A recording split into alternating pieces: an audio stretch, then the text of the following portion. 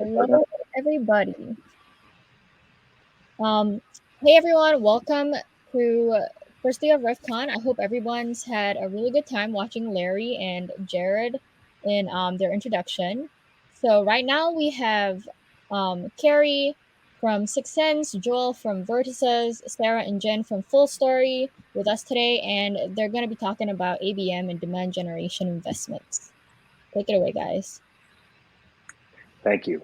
So hi, everybody. I'm Kerry Cunningham. I'm the head of research and thought leadership at Six Sense, and I'm a Forrester or former Forrester and Serious Decisions VP Principal Analyst. So we've got a great panel today, and what we want to talk about is how to get more out of your ABM and demand gen, especially in these times where we have some economic uncertainty. And I think the good news is, which we'll talk about a lot, there's a lot of room for improvement in the way that we use the buying signals that we have and the technologies that we have to get a lot more out of it, produce more pipeline and revenue from what we already have, or even from less. So I'm really excited about that.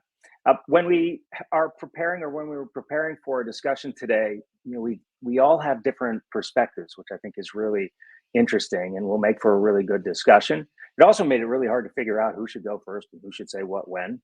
So we're going to jump in with our perspectives, and I'll start after we do some introductions. But you can expect that you'll hear some crosstalk, and you'll hear us going back and forth a little bit, because these are things that we're all very passionate about and have, I think, really interesting perspectives that we hope you'll all get a lot out of. So I've introduced myself. I will shut up for a moment and ask, maybe starting with Jennifer, then Sarah and Joel, to introduce themselves, and then we'll get underway. Awesome. Thank you, Carrie. My name is Jen Lever, and I am the Director of Integrated and Account-Based Marketing at Fullstory. Been in marketing about 10 plus years, specifically honing in on ABM for, I'd say, at least the last 7 to 8. So ABM is definitely something that is near and dear to my heart. So really excited to be here today and share my experiences and my perspective on how ABM can really help you get the biggest bang for your buck when you're trying to be diligent and intentional about your budget, your tech stack, and your internal resources. So with that, I will kick it over to my colleague, Sarah Segal, to do a quick intro. Thanks, Jen. Hi, everyone. Sarah Segal. I also work at Fullstory. I am our director at Demand Gen, and here that really means kind of two parts of my team. One part is marketing ops, which we'll talk a lot about today, and the other part is performance marketing, right? So I like to think of it as all the money that we're spending with marketing, and also all of the stuff that's happening behind the scenes, and making sure all that money all the opportunities and leads that we're generating, we're getting that correctly over to sales. I've been in the marketing space for about 10 years and have had roles in marketing, even sales, customer success, so a lot of across the board, but really have a passion for marketing ops, demand generation, and really just having teams that GSD, right, that are actually getting in there, doing things, and moving the needle. So excited to be here today. Joel, I'll round out with you. Hello. I just realized we have women wearing black on the bottom and men wearing white shirts on the top. That wasn't by design. That wasn't some subtle marketing play. My name's Joel. I run a marketing team at a company called Vertice. And my background has all been in super fast growth tech companies. And so Vertice has been around for about just over 6 months. And so we are another company that's growing very fast. And what we look at is your SaaS stack in general. So all of the tools and technologies that you're using. And so part of the conversation today is saying, how can I get more from the tools I already have? Or once I've selected the tools I want to use, how do I make sure I'm getting the best price? And how do I make sure I'm getting a good ROI? And how do I make sure that we're not overspending or wasting licenses on things that we shouldn't be? So looking forward to the conversation today. Great, appreciate it. All right, so I'm going to share some slides, and hopefully that'll work. And if it doesn't, well, I'll just talk to them. But we want to just kind of set up the problem. And so from the last 9 years or so of my career, I spent 8 years of them as an analyst with Serious Decisions and with Forrester. And one of the things that I spent most of my time doing is looking at how organizations were managing demand, managing leads, and then integrating ABM kinds of programs into those processes. And one of the interesting, really probably the single most interesting thing that we saw is that, first of all, your buyer is not an individual person in B2B. There are very few circumstances in which the buyer is an individual person. And the fact that your buyer is not an individual person really changes everything about how we should be looking at identifying and understanding which of those buyers are in market. Buying teams are large. There are 8, 10, 12, 15, sometimes 20 or more people. And the good news is, particularly in this digital age, they all leave tracks of what they're looking at. We can see when an organization is out looking. And the fact that there are perhaps 10 people on your website from an organization is incredibly meaningful. What's not meaningful is whether there's one person on your website from that organization chewing up all of your content. What we know is that the MQL, as it's been designed, simply doesn't mean what we thought it means, and it doesn't indicate what we thought it indicates. It's got about a 99% failure rate. So the good news is we have a much better chance to identify buyers than we've been taking advantage of. And there are already so many more signals of who's in market, things that you've already paid for. So I'm going to walk through a little scenario right now that I think help us understand what that really looks like and why it's so important. So good, slides are working, that's great. All right, so consider this orange bar across the screen to be the set of all of the visitors to your website. And so if that's all of visitors to your website, I've drawn this to scale. The number of those visitors who fill out a form is about 3%.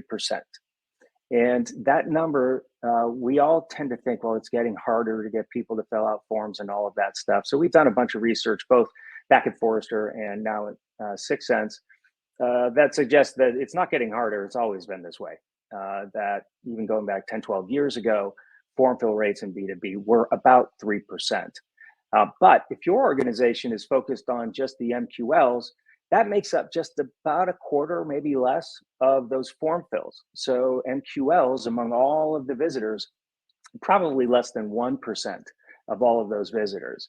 Now, what we've done over time in B2B generally is ignored the rest of those visitors who didn't fill out forms.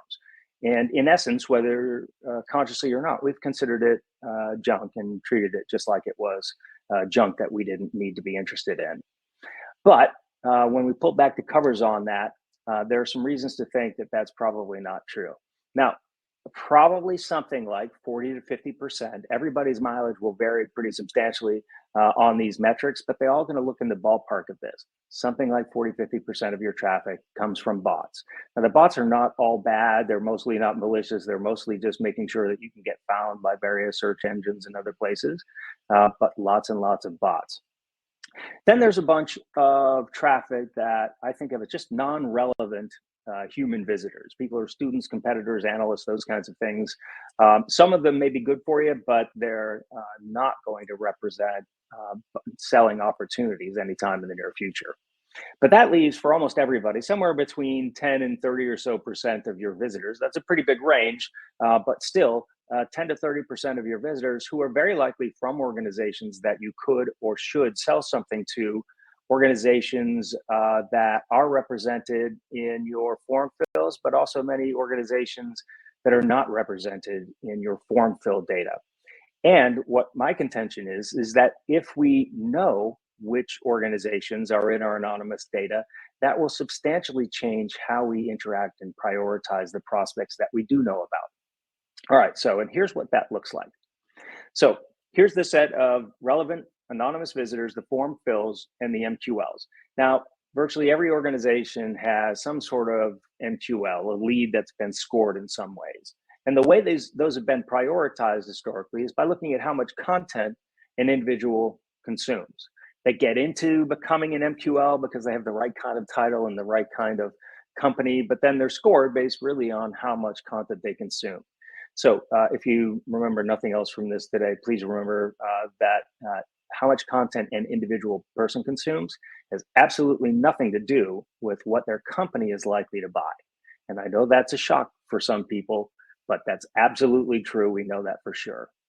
But what if you were to know that within that data that you have of form fills, the people who have not yet become MQLs, what if you knew that there were 4 other people from the red account? Would you be inclined to prioritize the red account over the other ones, knowing just that? If your answer is no to that, you should probably hang up, drop this conversation right now, and go do something else for a living. Like, of course, you should prioritize if there's a bunch of people from the red account who are in your form fills, even if they're not MQLs, of course, you should prioritize that account. There's something happening there that you really need to pay attention to. And if that's happening today and you're not telling your sales reps about it, you should fix that before you tell your sales reps about it, because they're going to be angry. Likewise, if we look at the relevant anonymous visitors, if we just look at the people who filled out form or haven't filled out forms, but they're on your website, if we track those back to the accounts that they come from, and I were to say, hey, there are a ton of people from the yellow account and a ton of people from the blue account on your website anonymously, I suspect that you would all also understand that you really need to now pay attention to the yellow and the blue accounts, and less so the red and the green accounts. So, and probably not at all to the green accounts right now. So this is not something that you would all have to be taught. This is something that you knew immediately looking at this. And what I would like you to understand today is that you have the opportunity to do this today. All of these signals are sitting within your data today. Some of you are probably already taking advantage of them, but many of you are not. So because all of these signals are already there and you're taking advantage of so many of them, or not taking advantage of so many of them today, there's an awful lot of room to grow and improve in how we identify and prioritize prospects without actually having to go out and get more brand new signals. And then, of course, we can add in all of the third-party intent signals that exist. Now, if we look at the relevant anonymous visitors, they swamp your form fills. But if we look at third-party intent signals, they swamp your relevant anonymous traffic as well. It just stands to reason that in most cases, there'll be a lot more people out looking to find solutions who are not on your website than the ones who are. Now, if you're in marketing, it's your job to change that and to impact that as much as possible. But there's just so much signal out there that I'm contending, and I'm very confident that there's an awful lot that you can do. Now, for 6 Sense, what we do is we bring all of those signals together. We package it in one thing we call a 6QA, 6 Sense Qualified Account, and then we deliver that to the team. And when you're working on something like that, whether it's from us or from somebody else, a combined signal, something that aggregates all of these other signals and says, here's the place you need to go focus. Now you don't have to spend a time with all of these prospects where you only have one signal, that MQL. Now you can really focus your investment, particularly your investment of human beings, on those accounts where there's a ton of evidence that that account is in market. Now you're going to really change how you think about those and make a much heavier investment in going after those and getting those, and much less of investment in the ones that have only come by themselves to your website or just looking around anonymously. All right, so that's it. I'm going to stop sharing slides for a minute because I think we've got some really interesting perspectives. And one that I'm really interested in hearing about is from Jen, who has perspectives, especially thinking about ABM and why ABM is so important in times like these. Yeah, thank you, Carrie. I'm going to try to get these slides up just really quick. Boom, boom, boom. Yeah, so when you're thinking about ABM, I think that a lot of folks have a misconception that ABM requires a ton of investment in order to support and get off the ground. I think initially, depending on your approach, yes, there are tools and tech that you can bring in that do require a little bit of an additional investment. However, when ABM is done right, it's actually one that you can be extremely intentional about and really double down your efforts on the accounts that matter the most. So what Carrie pointed out earlier was, not all accounts are created equal. Your sales teams will tell you that. As marketers, we know that as well. So when it comes to driving true revenue growth, ABM, ABX, whatever you want to call it, is the clear answer, because it's about aligning your marketing efforts, your sales efforts, even customer success, right? So how are we looking at growing and retaining our current customer base using those in-market signals, that intent, that engagement to understand, do we have customers that might be at risk for churn, or is there an opportunity for upsell, cross-sell, right? So it's about aligning on the same in-market accounts to drive revenue growth where it matters most and where it's going to have the biggest impact on our bottom line, and using that as our North Star across teams to create that alignment. So that's when you start to evolve account-based marketing into a marketing function that actually acts as a revenue flywheel, right? So it's going beyond just the marketing function, and it's looking at all of these other ways that we can engage with those in-market accounts. And it allows us to narrow in, be intentional, and invest our marketing dollars on the accounts that are, again, going to have that biggest impact on our bottom line. This is especially important as we start to approach uncertain economic climates, or we have cuts from a budget standpoint. Why are we not doubling down on the accounts that matter the most for our business, right? Rather than doing a spray and pray approach and hoping that we fill the funnel with as many leads as possible to get them over to sales to start to work. So how do you proceed with confidence in today's market and in every day's market, right? So anyone who's running ABM knows that understanding those in-market signals is critical to prioritizing your budget. And I like to look at this across four main pillars. One is going to be marketing. One is going to in your strategy, how you're looking at that from an ABM standpoint. And the other piece is going to be marketing ops. And then you're going to have your sales and CS folks that you're going to start to bring into the fold. And then how do you actually show ROI from a reporting and attribution standpoint, right? So let me go ahead and pull this slide up here. So campaign strategy. Marketing, when you're looking at it from inbound and outbound, again, looking at it through that ABM lens, you know who your buyer is because you have the data, you have the insights there. It's about tapping into it and really aligning that to the experiences that your buyers want to have as they move through the top of the funnel and even as they enter into the sales cycle, right? You know what they're interested in. So now you need to meet them where they are with the most engaging and personalized experiences that align with those signals that you're tapping into. Use that data to build your segmentation strategy and a dynamic omni-channel campaign approach. You can use that tech that you bring on to scale hyper-targeted account-based ads, targeting and using that personalization, again, based on those signals that you're seeing, and align it to each buyer stage. For example, you're not going to offer up a demo to someone who's still very, very early on in their buying journey, who's just trying to figure out, okay, I have a problem. Now I just need to see like what sort of solutions are out there. What are other people doing to solve for the same challenge that I have? Serving up a demo offer that early on in the journey is going to cause a lot of friction and, not something that you need to necessarily serve up at that point. But if you can see that people are coming to your website, the intent signals are extremely strong, you have a lot of engagement on those high intent pages that you're tracking across your website, maybe that's the point in which you need to serve up that demo because they're showing those in-market sales readiness signals and they're ready to talk to sales. So really looking at how you can use that data to segment and tailor your marketing strategy and meet your customers where they are. The second piece is marketing ops. So bringing your marketing ops team into the fold. Your ops teams in general, whether or not they're marketing ops, sales ops, rev ops, become best friends with your ops teams because those are the folks that are really the magicians behind the curtain that are helping you connect all of those different pieces across your tech stack and helping you automate and move your strategy forward, right? So look for opportunities to co-build your tech stack and co-build those campaigns alongside your ops teams.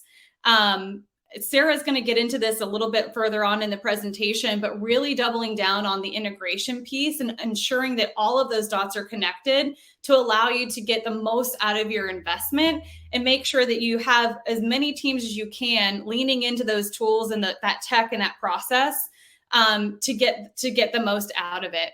And then take it a step further, even to work with your marketing ops team to take those same signals that you're using to segment your account-based strategy and bake it in to bolster your lead scoring model. if you know that certain accounts are showing higher levels of intent and we want to serve those up to sales earlier so they can start to actively engage and prospect those accounts, why not bake that into your existing model to serve that up so you're hitting while the iron is still hot, right? The next piece to, kind of creating this like holistic alignment is going to be bringing in your sales and CS teams, right? So using the data to align on the metrics that matter most and hone in on a centralized source of truth. This allows you to work the best fit accounts that are actually in market in lockstep together. So you have that broader air cover, not only from sales doing their outbound motion, but marketing is following them alongside every step of the way, right? The way that I like to look at account-based marketing, and this is something that I say to a lot of my friends and colleagues, is ABM doesn't stop after an opportunity is opened. We have an opportunity as marketers to continue to follow those accounts all the way through the sales funnel to make sure that they're getting the most useful and relevant information to really help support that sales journey. And then, after they become customers, how are we also using those same the data, the insights, those in-market signals to understand when we need to either double down from a retention standpoint or where there's opportunity for growth, right? You can track intent topics around your competitors to see, okay, are they researching? Are they potentially shopping? Do we have an upcoming renewal? That to me would be a red flag. And that's a great opportunity for your CS and your sales teams to start to kick off those conversations and nurture those accounts to make sure that they're getting the most investment out of your tech that they're buying, right? And then lastly, it's about showing that ROI. So we're doubling down on the right accounts. We're being very, very smart and intentional about our marketing efforts and the campaigns that we have in market. But how do we show attribution? How are we really tapping into that to hone in and create holistic reporting and show the ROI of our investments, right? So use the data and the tech and your resources to answer the questions that keep us as marketers up at night. Things like, how is this actually improving my bottom line? How are we able to build more qualified, keyword qualified, close more deals and close them faster? How are we able to use this to scale and reduce that manual work and free up internal resources? How is all of this coming together to help us move the needle forward more quickly?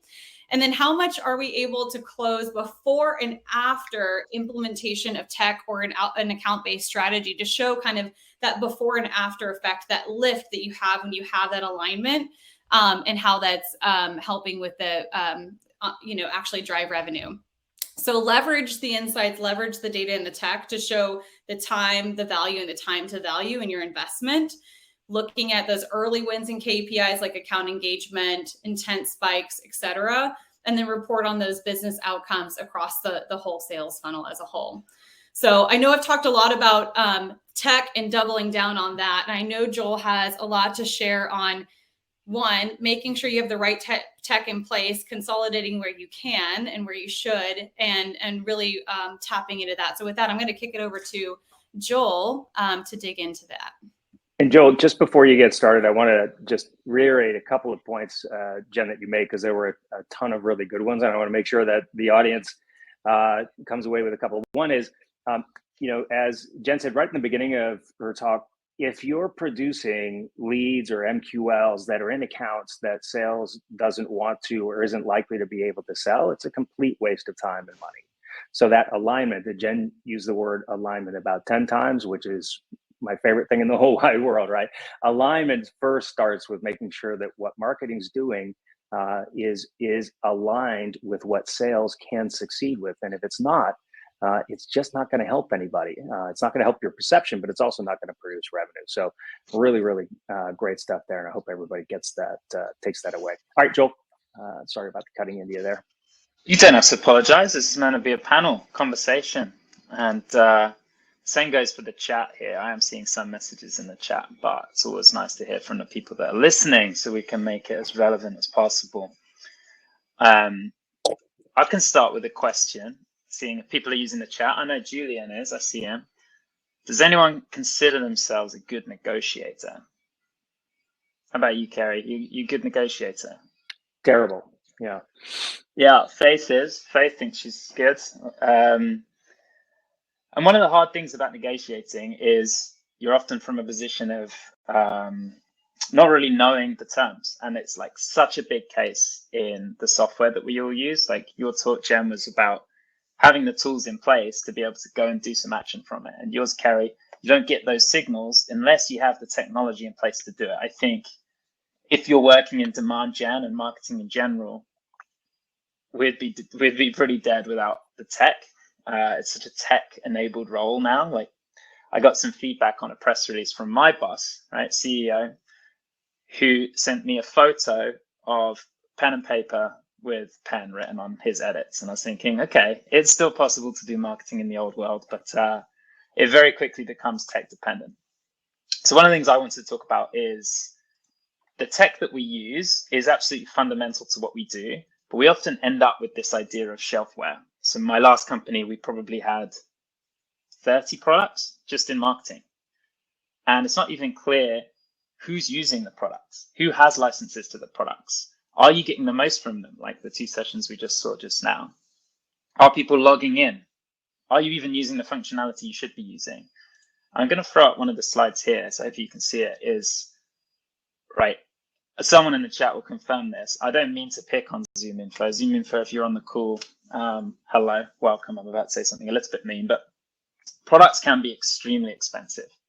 And you end up spending a huge chunk of your marketing budget on the tech, which means you can't spend as much on the campaigns themselves.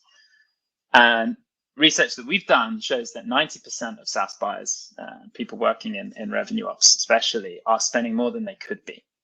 So the amount that the highest paying customers is significantly more than other customers that are better, more like Faith and good at negotiating. But the point to optimizing your tech stack is more than just being a good negotiator. It's not about taking your vendor and beating them as hard as you can. It's about understanding what value do you need? What should the pricing be? How are you using it? What type of contract do you have? Does it have auto renewal? And in choosing the tools that you feel like you need, obviously it needs to be Fullstory and 6 Cents, but once you've chosen the products that are going to be core to your marketing strategy, it's about, well, how much are other people paying?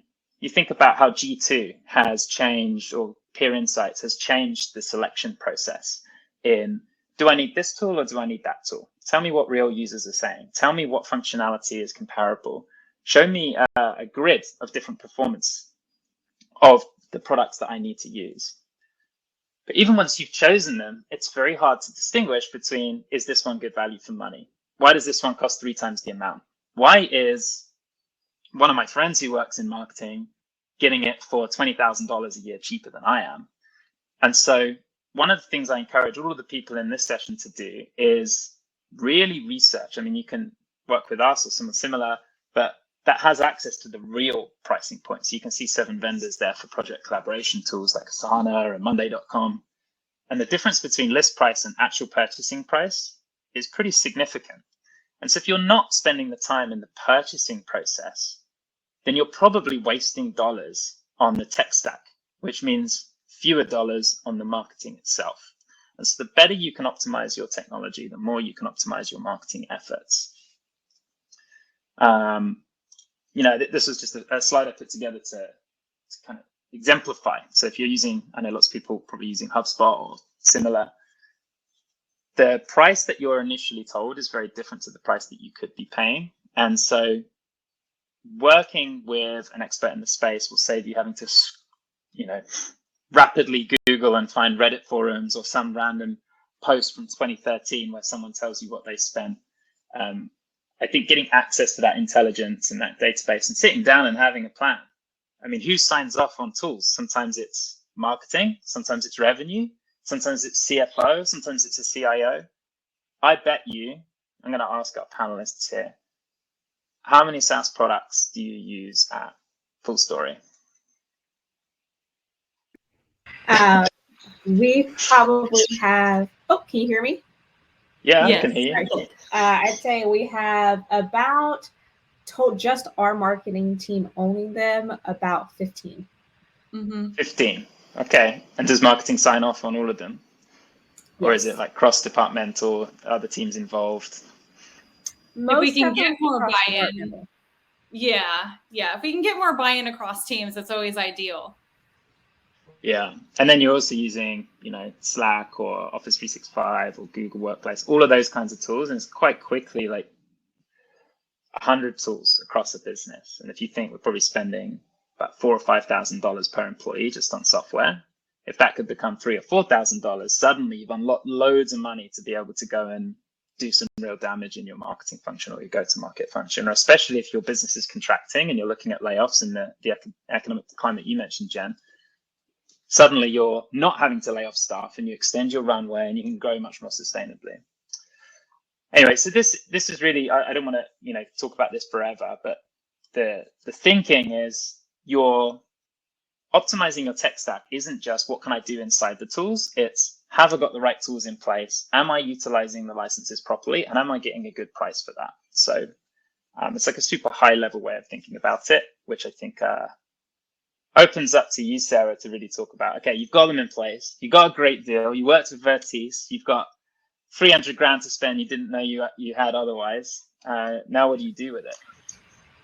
Right. And that's the big question, right? It's like, what do? You have it in, your AE has probably sold this great package and you're so excited, you've seen the deck and all that, and now you've implemented, you're like, what the hell do we do now? And I think what happens a lot of times, and I'm going to share a screen, is it looks like this after a couple months, or it looks like this. Maybe you've come into a new org and you're like, this is what it looks like, right? And what happens is, there's people in process, but there's misalignment between sales, marketing, operations, all these revenue teams. And imagine this org, like your org are these bricks, the bricks going across, right? There's people in process, they're in alignment as much as it can be, right? There's project flows, there's reporting mechanisms, communication styles, all that jazz. And then you're like, okay, we need this new tech, or we got this tech, it's going to solve this problem in our go-to-market, we're going to get this much revenue, we're going to solve all the problems with this tech. And we don't stop moving. And then what happens, you put it in place, and you're like, wait, what happened? It's not doing what we wanted it to do. It's not acting the way we wanted it to act. It's not driving the results that we wanted. And what happens here is, like, kind of to Joel's point, you have all this tech, and oftentimes it's built ad hoc. It's not brought in with other teams. And you're spending 3 times more the money, the time, the effort than you expected just to bring other teams up to speed, right? And whether that's with your operations team, sales, customers, whatever it is, either way, you're wasting time and you're wasting money. So I'm going to share just a couple of tactical pieces. As I said, I'm really focused on GSD. So I want to share just a couple of tactical pieces for takeaways of how to try to prevent this, or at least mitigate it if you're already in a place where you have tech, you can't get rid of it immediately. How do we maximize the value of it? The first piece is bring in your allies early. I'd love to see in the chat of how many of you have either heard about a piece of tech, or worse, it was just thrown to you to say, hey, man, we brought this new piece of tech. The product team brought this new thing over, or the sales team brought it over, and you had no idea what to do with it immediately, right? It was just thrown to you. I can imagine there's probably quite a few that have been in that situation. But I think what happens, and we don't like to say it about ourselves sometimes, I think especially in the marketing world, but I don't want you to incriminate yourself. But how many of you have actually been really excited about a new piece of tech, a new vendor, you have this problem, you see this ideal solution, you're moving so fast, and you realize a little bit later that, oh shoot, I should have brought in sales. I should have brought in someone from customer success. I should have brought in other stakeholders earlier on, because now I have this mess that I'm dealing with. And I think the way to avoid that is bringing in those teams early, because it gets problematic, it gets messy, again, costing you a lot of time and effort. And, the whole purpose of, this presentation today and be able to share you is how do we prevent that? How do you prevent wasting time and effort because you have finite resources? So, really want to make sure you bring in those teams early, have them in the early evaluations. And yes, there's going to be noise. you know, we love our sales partners, but usually there comes some backlash sometimes, right? It's, you're disrupting my style, you're disrupting my motion. But you want to face that early on and have those conversations, have those tough conversations early on, so you get some level of alignment versus you spending that money or you renewing that contract and you're continuing for a whole another year or 2 years with it being a waste. The second piece, and honestly, I will say that while this is number 2 out of 4, this is probably one I would say like is probably the most important, is do not underestimate implementation. Time is money, right? We all know that. And what happens a lot of times with tech is that we're sold this kind of dream of, oh yeah, you can get this running and it's a quick integration, it's plug and play. But what happens is that's most of the time that's not the case. I don't care how nice the implementation slide looks like. I don't care what the AE and the implementation team has shared with you. Things aren't going to move as fast as they say. They're sitting on a throne of lies, and not usually. It's not on purpose. It's usually it's not. They're not trying to sell this false dream to you. But I mean, anyone who is in a marketing or any piece of the revenue function is that, you know, you have your own pile of mess in your org to deal with, right? Your own nuances. There are always nuances to deal with within your org. And usually the teams and the vendors that you're working with, they can't take all that into consideration. So it's up to you really to understand, what is it going to take to implement a new piece of software? What are the considerations? What are the time constraints that are going to be needed from other teams, from my own team, and what's the timing going to look like, so we can really understand, is the time to value going to make sense with the investments that's being made? I want to give you an idea, just show a quick example of this is what we did with 6 Sense particularly. And what you see here is an example of our implementation timeline. It's 6 months plus, right? And we had to outline every single little piece. And this is all on a pretty site, and there's a lot of back work to go with this too, but there's a lot that goes into it. What you don't see here is that this was put in place and shared with our teams 30 days prior. And I'll say that that was critically important for us to be successful with 6 Sense. It's been critically important with the new tech that we've brought in since then. And we've learned that if we don't have these teams in place, we're not sharing these timelines and getting buy-in early on, we're going to end up shooting ourselves in the foot later on the process. So, and you may be saying, what if I already have a platform, right? Like, I'm already dealing with this tech. Honestly, it doesn't matter. If you can look yourself really and kind of do a self-assessment, team assessment, and say, hey, have we done something like this with our teams? Is everyone fully aware? Are the RevOps teams, our sales team, is everyone fully aware how they should be using this tool? Kick it off as, you know, a refresh, as an overtake, or whatever you want, whether it's beginning of a quarter, the beginning of the fiscal year, but make sure you're making the maximum time of not just the tech that you have, but with the people that you're working with for it. All right, just really quickly, like a really important point there, and also because I'm from 6 Sense, is that you've got an implementation plan that goes well beyond the initial go live, right? So you're not just handing it off, okay, we're in and that's it, but managing the process of optimization and all of that throughout. So super, super important. Absolutely. Thanks, Carrie. Next one, number 3, is read from the same book. And I'm going to say a word that a lot of us, we don't like to hear in terms of us having to do it ourselves, and it's documentation. It's not fun, it's not sexy, but honestly, if it's not done right, your metrics and your relationships with your stakeholders also won't be fun and sexy. Like, it's going to be problematic. You know, it's really rare that any demand gen investment is a one-person show. Even for my teams, both marketing ops and performance marketing, you may think, hey, Google ads or LinkedIn ads, it's just one person or one team doing that. There's so much more. We're in the 21st century and our tech is more modern than ever. Every single piece of tech, there's at minimum one integration. And that means at minimum one other team that you need to consult with. So it's important that, you know, anytime you're going to bring on a piece of tech or you're looking at your tech stack, you understand, to Joel's point earlier, like, what are the capabilities? What are the expectations with it? And do we have this put somewhere where people can understand how to use it and what they're going to be getting from it? This is particularly important with ABM platforms and ABM software, ABX, whatever you want to call it, because, you know, to everyone else on the team, it's intent data, right? And this is important for marketing, for sales, for customer, for support. Your support teams can use it. You're like, finance could use, I mean, there is an endless number of applications. And while you may not be able to start with all of them at once, you need to, at a minimum, know, okay, what's the expectation we're going to have with this tool, and how are we helping those teams know how to use it? And we're reading from the same book.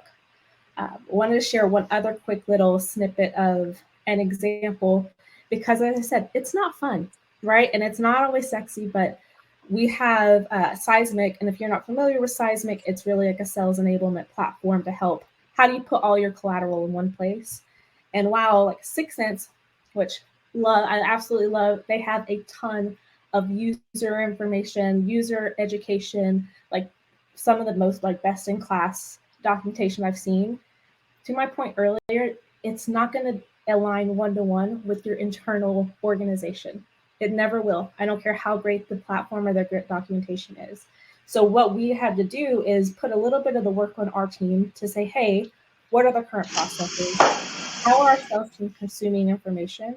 And put it in the place that it's going to make most sense for them. Because else you're getting another tool in sales, or any other team's going to be like, okay, that's a great Slack update. I'm going back to my day-to-day. All right, last but not least is speaking their language. Kind of in the same book, the same line as reading from the same book, but I want to think of this as more on, I really like Joel's question before on how do you see yourself as a negotiator? Because negotiations is a key point of sales. And this is the time, if you're managing any piece of tech, if you're trying to maximize the value, if you're a marketer, if you're an ops person, it's time to put your sales hat on. And if you're a seller, it's time to really sharpen your skills, because this is what you have to do with internal teams. You have to sell. And the way to sell is, it's one easy acronym, WIFI. What's in it for me, right? Or what's in it for you? And that's the way to think of anytime you're going to propose an ask, a recommendation, you're putting in new tech.